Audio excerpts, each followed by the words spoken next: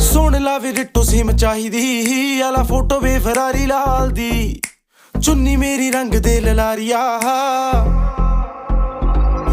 ਵੇ ਚੁੰਨੀ ਮੇਰੀ ਰੰਗ ਦੇ ਲਲਾਰੀਆ